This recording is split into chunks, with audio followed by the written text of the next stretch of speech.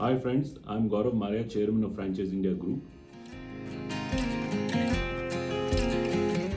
Franchise India has been a pioneer in franchising for last 25 years. Or I should say that we were the one who brought franchising to this market, especially in India.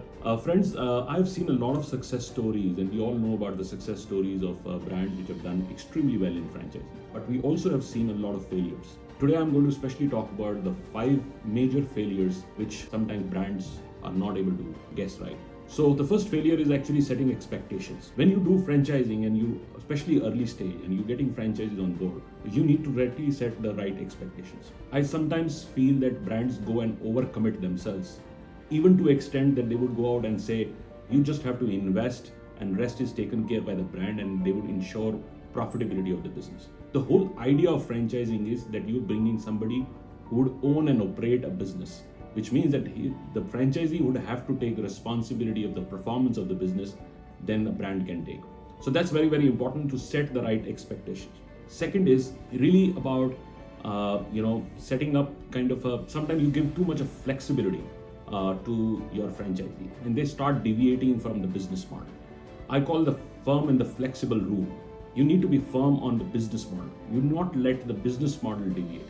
You can give a little bit of flexibility to improve things or customize things depending on the location, but changing the business model is a big risk. Third is really forecasting the investment which is required by your franchisee.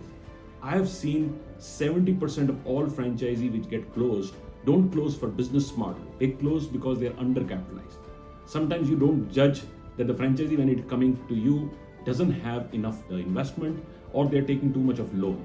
Because they're burdened by a lot of debt, they are not able to concentrate on the business, and business suffers and your brand suffers. Fourth point is your brand DNA. This is also a mistake. A lot of times brand owners don't realize that when you franchise, you don't let your franchisee change your brand, your identity, and everything stands for your brand. This is very, very important. I get sometimes surprised going into some of the franchise outlets and I see the brand hygiene is absolutely lost. And the fifth part, which is very, very critical, your franchisee is representing your brand. That also means that the talent working in that franchisee is also representing your brand. Rather, they are the brand ambassadors who are taking your brand ahead. So their training is also very, very critical.